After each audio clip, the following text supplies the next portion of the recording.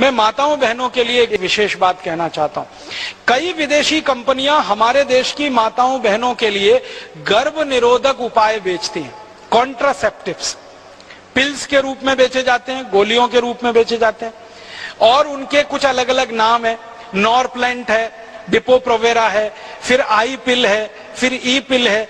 ऐसी करके माताओं के बहनों के लिए कॉन्ट्रासेप्टिव्स बेचे जाते हैं। और मैंने जब इनके बारे में जानने की कोशिश की और इसके बारे में दुनिया भर से आंकड़े निकाले तो मुझे इतना दुख हुआ, तकलीफ हुआ कि जिन देशों की ये कंपनियां हैं उन देशों की माताओं बहनों को वो कभी नहीं बेचते, भारत में लाकर वो बेच रहे हैं। जैसे हमारे देश में माताओं बहनों के लिए डिपो-प्रोवेरा नाम का एक तकनीक है जो इन्होंने बनाई है कॉन्ट्रासेप्शन के लिए, गर्भ निरोधन के लिए। वो अमेरिका की कंपनी है, कंपनी का नाम है अपजॉन। ये कंपनी को अमेरिका की सरकार ने बंद किया हुआ है, बैन किया हुआ है कि वो डिपो-प्रोवेरा को अमेरिका में नहीं बेच सकते, तो उन्होंने नहीं बेचा और डिपो-प्रोवेरा का उत्पादन करके वो भारत में ले आए। भारत सरकार से उन्होंने एग्रीमेंट कर लिया, अब यहां धड़ल्ले से बेच रहे हैं। ये इंजेक्शन के रूप में भारत की माताओं को दिया जा रहा है और भारत के बड़े बड़े हॉस्पिटल्स के डॉक्टर ये इंजेक्शंस माताओं बहनों को लगा रहे हैं। परिणाम क्या हो रहा है, ये माताओं बहनों को ज्यादातर माहवारी का जो चक्र है, मासिक चक्र है, वो पूरा बिगाड़ देता है ये डिपो-प्रोवेरा, और अंत में उनके गर्भाशय में कैंसर कर देता है और उन माताओं बहनों की मौत हो जाती है। कई बार माताओं बहनों को पता ही नहीं चलता कि वो किसी डॉक्टर के पास गए थे, डॉक्टर ने उनको वो इंजेक्शन लगा दिया डिपो-प्रोवेरा का, बताया नहीं उनको, और उनको कैंसर हुआ और वो मर गए बिना बताए। हमारी माताओं बहनों के ऊपर परीक्षण इस दवा का किया गया और बिना बताए पूरे देश में इसको धड़ल्ले से बेचा जा रहा है। पता नहीं कितने लाख, कितनी करोड़ माताओं बहनों को ये लगवा दिया गया और उनकी ये हालत हो रही है। इसी तरह से हमारे देश में एक कॉन्ट्रासेप्शन के लिए नेट इन नाम की एक उन्होंने टेक्नोलॉजी लाई है। स्टेरॉइड के रूप में ये माताओं को दिया जाता है, कभी इंजेक्शन के रूप में दे देते हैं, कभी गोलियों के रूप में दे देते हैं, और इससे अक्सर हमारी माताओं बहनों को गर्भपात हो जाते हैं और उनके जो पीयूष ग्रंथि के हार्मोन का सिक्रीशन है वो पूरी तरह से डिसबैलेंस हो जाता है, असंतुलित हो जाता है, और माताएं बहनें बहुत परेशान होती हैं जिनको ये नेट इन दिया जाता है।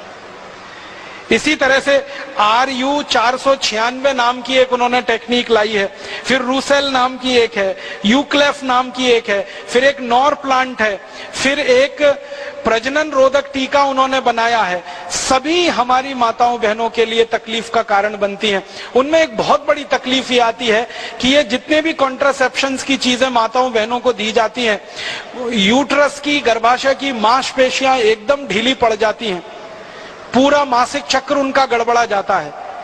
अक्सर माताएं बहनें मासिक समय में बेहोश हो जाती हैं, इतना दर्द होता है उनके शरीर में, लेकिन उनको ये मालूम नहीं होता कि उनको वो कॉन्ट्रासेप्टिव दिया गया, उसके कारण ये हो रहा है। और हजारों करोड़ रुपए की लूटमार इस देश में विदेशी कंपनियों के द्वारा हो रही है इन कॉन्ट्रासेप्टिव चीजों को बेचकर। फिर और एक जानकारी देना चाहता हूं, हमारे देश में कुछ विदेशी कंपनियों ने कंडोम का बड़ा व्यापार शुरू किया है और उस व्यापार में प्रचार होना चाहिए, उसके लिए एड्स का बहाना लिया है और एड्स का बहाना लेकर टीवी पर, अखबारों में, सिनेमा में, पत्रिकाओं में, हर जगह वो विज्ञापन दे दे के एक ही चीज समझा रहे हैं, आप कुछ भी करो, कंडोम का इस्तेमाल करो। ये नहीं बताते हैं कि अपने ऊपर संयम रखो, ये नहीं बताते हैं कि संयम से जीवन बिताओ, ये नहीं बताते हैं कि अपने पति और पत्नी के साथ वफादारी निभाओ। वो कहते हैं कुछ भी करो, कंडोम का इस्तेमाल करो। इसका दुष्परिणाम पता है क्या हुआ है? मात्र 15 साल में इस देश में 100 करोड़ कंडोम हर साल बिकने लगे हैं। 15 साल पहले बिकने वाले कंडोम की संख्या हजारों में भी नहीं थी, अब 100 करोड़ कंडोम हर साल बिक रहे हैं और अंधाधुंध विदेशी कंपनियां इस धंधे में उतर पड़ी हैं।